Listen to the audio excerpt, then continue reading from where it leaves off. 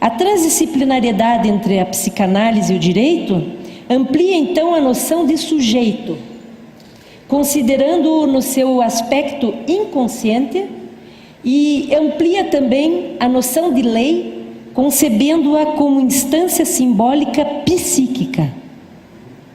Demonstra a relação entre a lei jurídica e a lei do inconsciente, denominada pelos psicanalistas lacanianos de lei do nome do pai, ou lei da castração.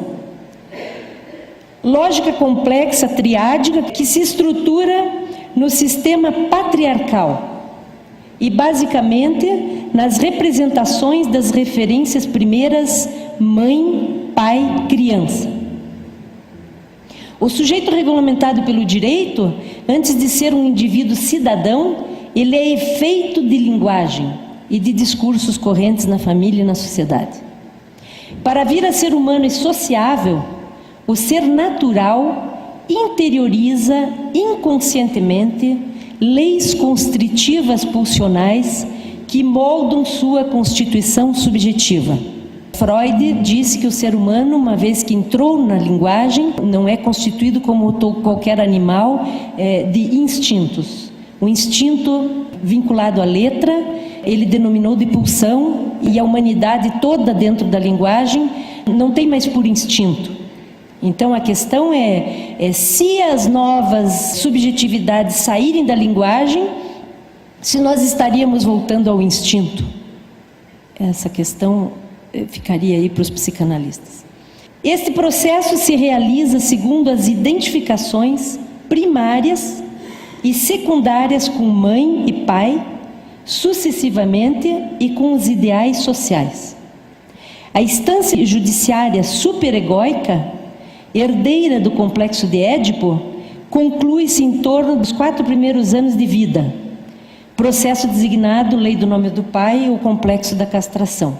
O direito, compreendido então como uma escala institucional que influi no inconsciente humano, estabelece as categorias civis de filiação, assim como os níveis de hierarquia das gerações com interdições edípicas. O direito, segundo Pierre Legendre, psicanalista e jurista francês, o direito, todo o sistema do direito, ele se origina da genealogia. É uma questão muito profunda filosófica. Tanto que basta olhar a Bíblia ou as tradições persas e orientais, toda a construção normativa, ela descreve filho de fulano, de ciclano, né? E é lá que se embasa a previdência social, o direito sucessório, enfim. Essas classificações não são puras construções convencionais e estranhas aos sexos. Eles são coerentes aos corpos reais macho-fêmea. O direito e toda essa estrutura genealógica não segue quando diz sexos. O direito considera o sexo, não as sexualidades. Então, não é uma questão de decidirmos quantos sexos existem. Sexo físico existem 2, homem e mulher. Sexualidades nós poderemos então abrir a discussão quantos tipos de heterossexualidade, quantos tipos de homossexualidade, quantos tipos de perversão. Neste sistema universal do direito, o laço de filiação que une uma criança a seus pais é tido então como bilateral, compreensível numa lógica de procriação sexuada. Pai, mãe, tio, tia, avô, avó, bisavô, bisavó. Parentesco, então, é um sistema simbólico de lugares. E, segundo os psicanalistas, o sistema simbólico, a interdição do incesto, não é proibir o incesto, é interditar o incesto a partir do lugar psíquico. O filho é interditado de se relacionar sexualmente com a mãe, não porque o direito proíbe ou o pai proíbe, porque internamente há uma interdição do incesto que vem desde os tempos antigos da humanidade, por um saber de preservação da espécie. E aí o direito incorpora esse saber, proibindo as relações até a 3ª geração. 3ª ou 4ª geração, agora não me recordo mais. O homem, então, segundo Pierre Legendre, que é o grande jurista psicanalista francês, vem ao mundo para assemelhar-se ao outro homem. Então, o ser humano é uma questão de assemelhar-se. Assemelhar-se a quem? Ou ao quê? A construção subjetiva não é somente reprodução de células. Ela depende da transmissão simbólica da linguagem e da reprodução do interdito.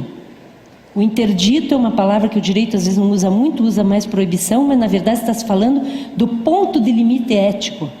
Ao tudo fazer, ao tudo gozar e ao tudo dispor.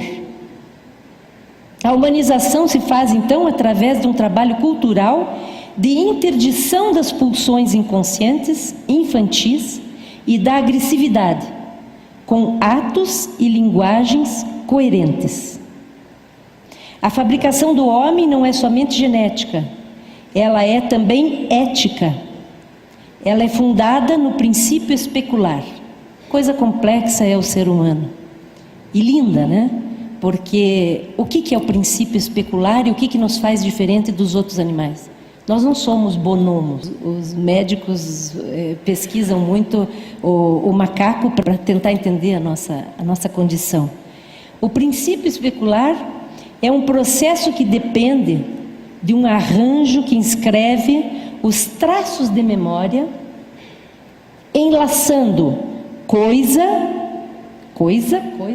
copo, imagem, a imagem do copo, o som, copo, e a palavra copo. Se eu disser em francês para vocês verre, não vem nada na cabeça se vocês não tiverem a língua francesa e todo um significante sobre o que é um copo. Para que serve o copo? Uma outra pessoa que não compreendesse iria utilizar o copo não para pôr água, iria pôr flores, o que é o significante. Então, os traços de memória não são traços cerebrais, são traços minêmicos, os psicanalistas dizem traço unário.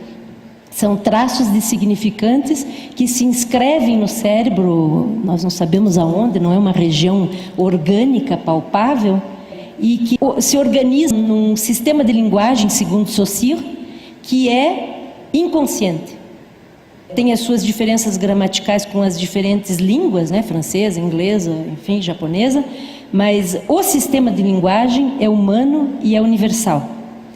Assim sendo, a subjetividade é efeito de discurso, do discurso corrente na família e na sociedade, a qual a sociedade funciona numa função de espelho, validando essas imagens.